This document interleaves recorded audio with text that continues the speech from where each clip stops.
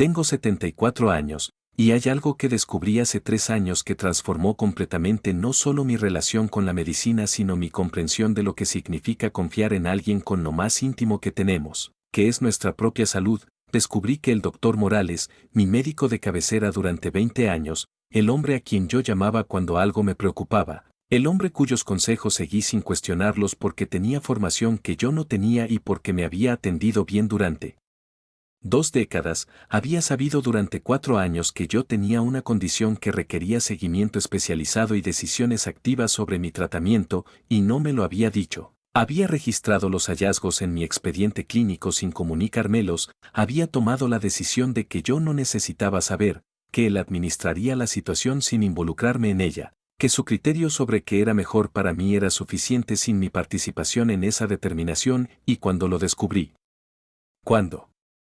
Una médica especialista a quien fui por razones completamente separadas revisó mi historial completo y me preguntó si estaba en tratamiento por la condición que el doctor Morales había documentado 4 años atrás. El mundo que yo creía que existía se reconfiguró de una manera que todavía estoy procesando 3 años después, porque lo que se violó no fue solo mi confianza en un hombre sino algo más fundamental, mi derecho a saber lo que ocurre en mi propio cuerpo, mi derecho a participar en las decisiones sobre mi propia salud, mi derecho a elegir con información completa en lugar de vivir en una ignorancia que alguien más decidió que era conveniente para mí.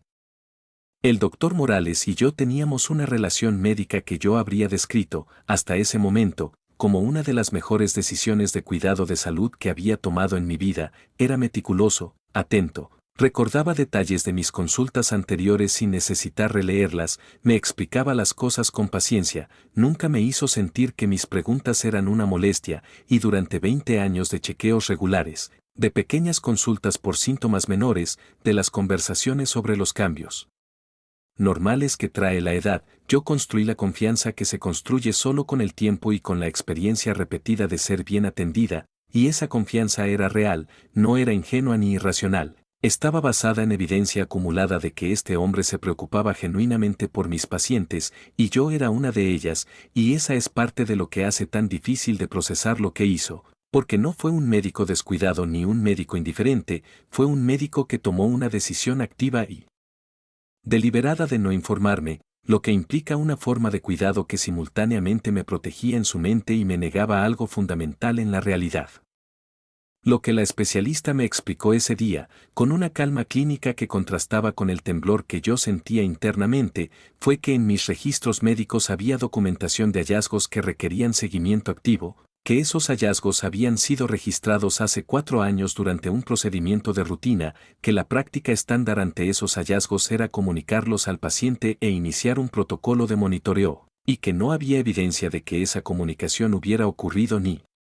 de que el protocolo de monitoreo hubiera comenzado, y cuando le pregunté si eso era un error administrativo, si podía ser que la comunicación hubiera ocurrido y no estuviera registrada, su respuesta fue cuidadosa pero clara, que los registros eran completos y consistentes y que no indicaban comunicación al paciente, y que yo era la más indicada para confirmar si esa conversación había ocurrido, y yo sabía, con la certeza que da 20 años de conocer a tu médico y de recordar cada conversación significativa que has tenido con él, que esa conversación nunca había ocurrido.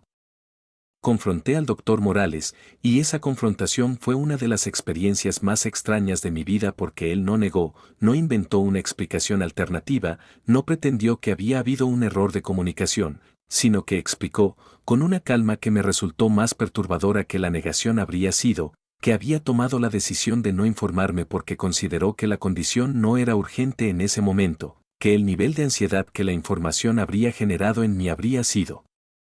contraproducente para mi bienestar general, que él conocía mi historia personal y mi tendencia a preocuparme, y que su juicio profesional era que yo estaría mejor sin esa información hasta que la situación requiriera intervención activa, y lo que esa explicación me reveló fue algo que tardé tiempo en poder articular con precisión, que el doctor Morales me había reducido en su mente a un conjunto de reacciones emocionales predecibles que él se sentía autorizado a administrar, que en lugar de verme como una persona adulta con derecho a información sobre su propio cuerpo me había visto como alguien que necesitaba ser protegida de esa información por su propio bien, y esa reducción, Esa negación de mi capacidad de manejar la verdad sobre mi propia salud es la parte de la traición que más me costó procesar. Las preguntas que me hice y que sigo haciéndome son múltiples y algunas no tienen respuesta satisfactoria. La primera es sobre el tiempo, sobre los 4 años que transcurrieron entre el momento en que el doctor Morales supo y el momento en que yo supe, y sobre lo que esos 4 años significan en términos de decisiones que yo no pude tomar, porque la información médica no es solo información abstracta sino el fundamento para decisiones concretas, decisiones sobre tratamiento, sobre estilo de vida, sobre qué priorizar y qué posponer, sobre cómo planear los próximos años, sobre a quién informar en mi familia, sobre qué conversaciones tener y cuándo tenerlas. Y durante 4 años yo tomé todas esas decisiones sin la información que las habría modificado, y no puedo saber exactamente cuánto cambiaron esas decisiones el curso de lo que vino después, pero sé que cambiaron algo, y esos 4 años no se recuperan. La segunda pregunta es sobre el paternalismo médico y sobre cómo una práctica que se presenta como cuidado puede ser en realidad una forma de control, porque lo que el doctor Morales hizo no fue negligencia en el sentido de no preocuparse por mí, fue en su mente todo lo contrario, fue una decisión activa de protegerme, y sin embargo el efecto de esa protección fue privarme de información que me pertenecía, negarme la posibilidad de participar en decisiones sobre mi propio cuerpo y tratar mi bienestar como algo que él podía determinar mejor que yo misma, y esto no es solo un problema con el doctor Morales individualmente sino con una cultura médica que durante mucho tiempo, y en algunos contextos todavía, operó bajo el supuesto de que los médicos saben mejor que los pacientes qué es bueno para ellos, y que la información puede ser dosificada o retenida según el criterio del profesional, y que la autonomía del paciente es secundaria al criterio experto del médico, y esa cultura tiene un nombre, se llama paternalismo médico, y aunque ha sido ampliamente criticada y en muchos contextos superada, existe en la práctica de algunos médicos de la generación del doctor Morales que formaron sus hábitos en una época donde esa cultura era norma.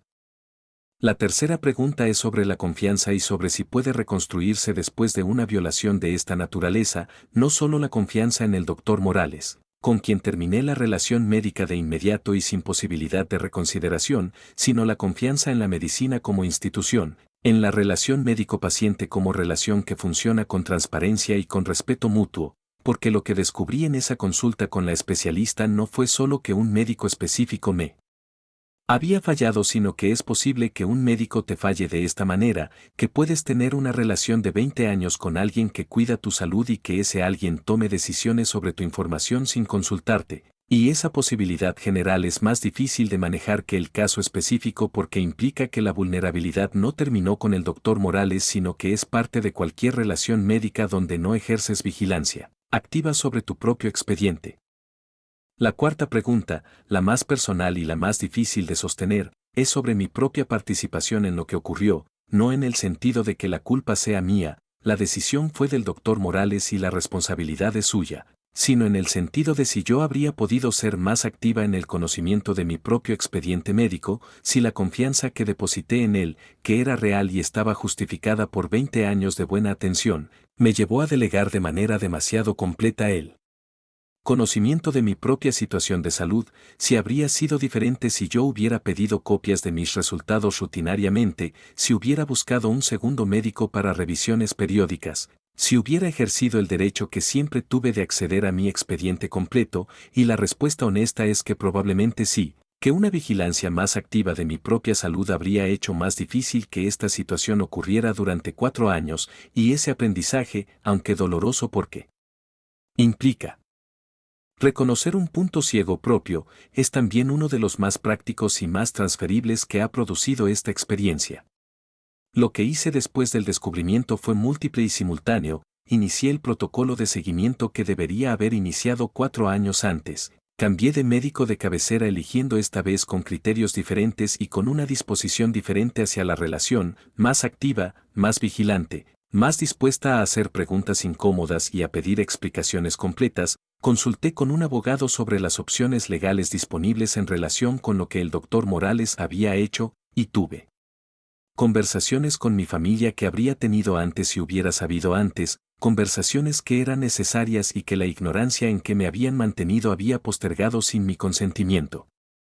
El proceso de cambiar mi relación con la medicina ha sido uno de los trabajos más importantes de estos 3 años, porque no quería caer en el extremo opuesto, en la desconfianza total que me llevaría a rechazar la atención médica que necesito o a vivir en un estado de suspicacia que sería su propia forma de daño, sino encontrar un punto de